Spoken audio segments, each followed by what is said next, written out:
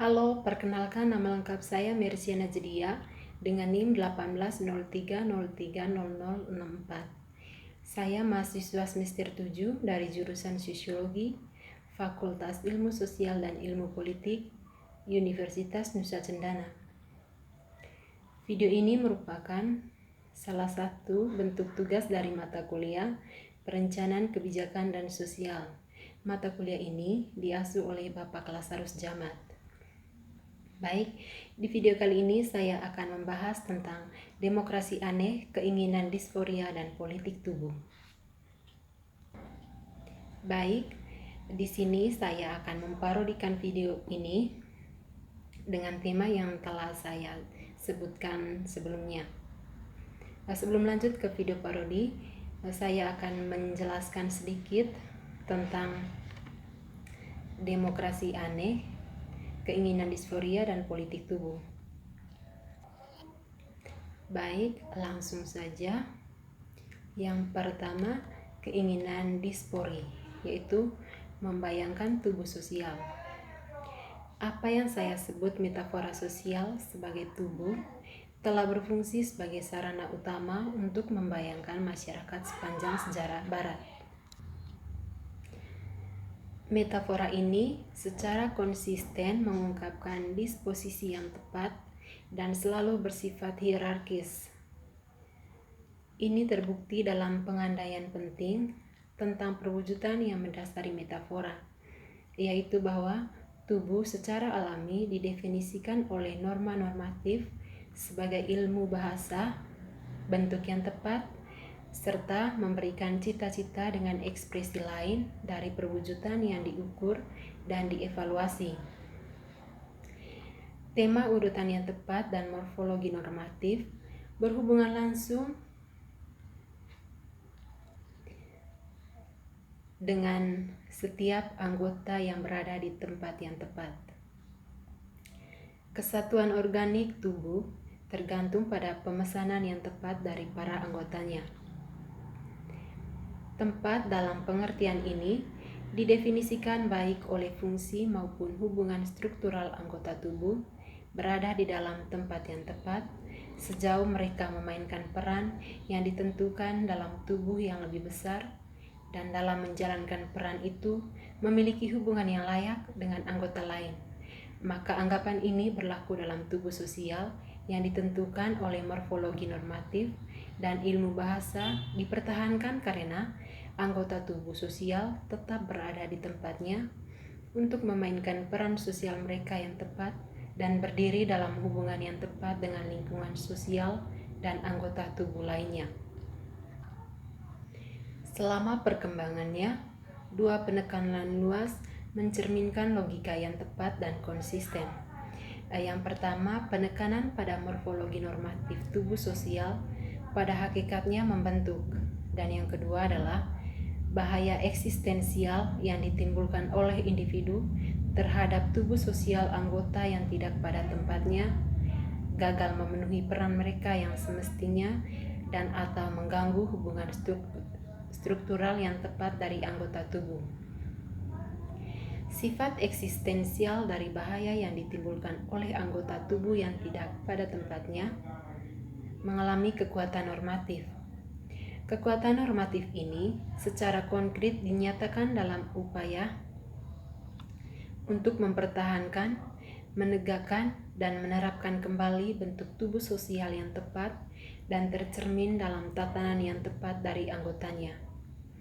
Seperti upaya mewakili respons disforik terhadap tubuh yang dianggap telah diberikan morfologis cacat, aneh, atau mengerikan. Metafora sosial sebagai tubuh adalah metafora disposisional, yaitu sebuah fenomena yang menyusun dan mengekspresikan persepsi sosial yang mempengaruhi praktik yang berorientasi pada pemeliharaan tatanan sosial dan politik. Berdasarkan hal ini, saya selanjutnya mempertimbangkan pertanyaan tentang tubuh seperti apa yang telah seharusnya dalam bingkai metafora dalam bingkai metafora sosial sebagai tubuh.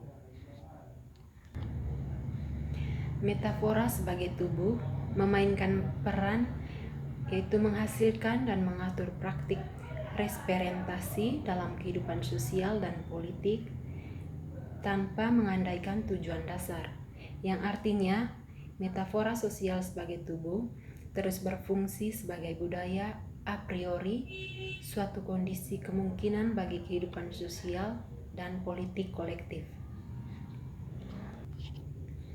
Metafora sosial sebagai tubuh bukan hanya masalah kepentingan historis, tetapi terus menyusun kehidupan sosial dan politik pada tingkat disposisional dan afektif.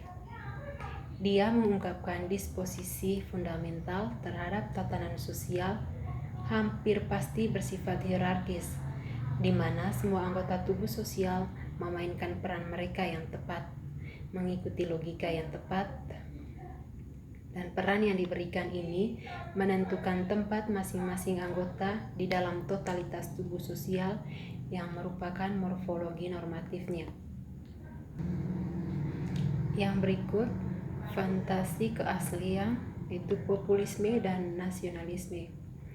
Dalam diskusi berikut, kita akan membandingkan konsep operatif dari rakyat dalam populisme dan demokrasi aneh. Demi kejelasan, saya biasanya akan merujuk untuk yang terakhir sebagai demo, dan biasanya akan menentukan orang-orang populis atau seseorang ketika mengacu pada konsep yang beroperasi dalam populisme. Keprihatinan Lefort pada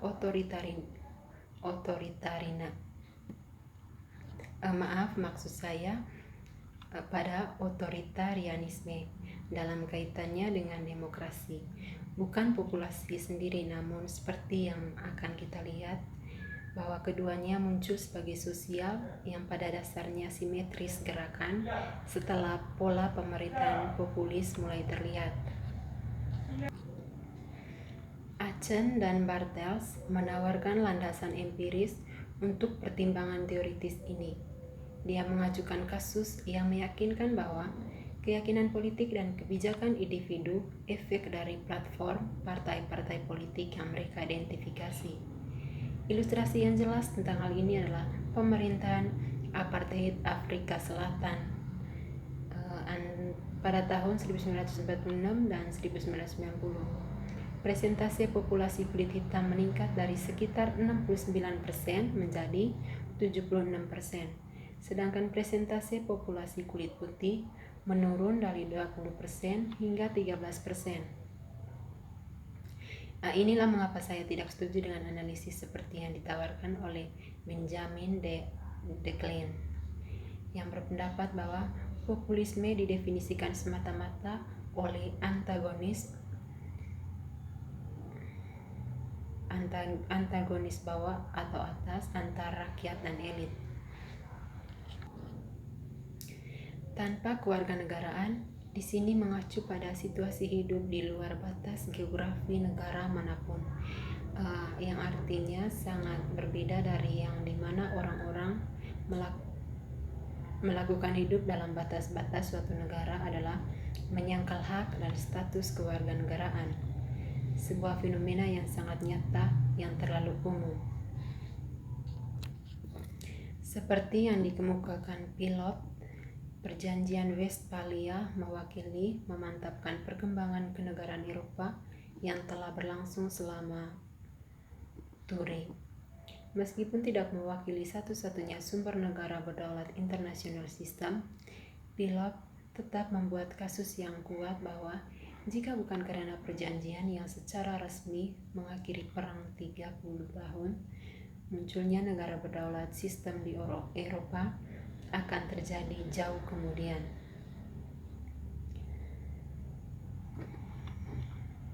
Bagaimanapun, Westphalia umumnya dicatat sebagai peristiwa yang meresmikan munculnya Eropa sistem negara berdaulat, yang secara efektif meresmikan kedaulatan internasional bersama sistem negara untuk sebuah diskusi penuh tentang signifikan Westphalia bagi konstitusi internasional sistem negara berdaulat, termasuk ekspansi globalnya serta reformasi Protestan signifikan politiknya. Saya menggambarkan ini sebagai presentasi ideal karena hanya ada sedikit dasar untuk mendukung Prancis atau Amerika yang dimiliki bersama secara universal di masing-masing negara bagian.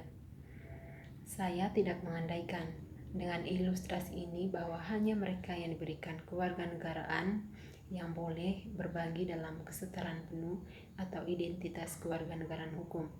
Tapi seperti yang disarankan Bellamy, kewarganegaraan memberikan hak untuk memiliki hak, sehingga bahkan mereka akan menolak kesetaraan sipil untuk penduduk tetap yang sah, imigran gelap, pencari suaka, dan sebagainya.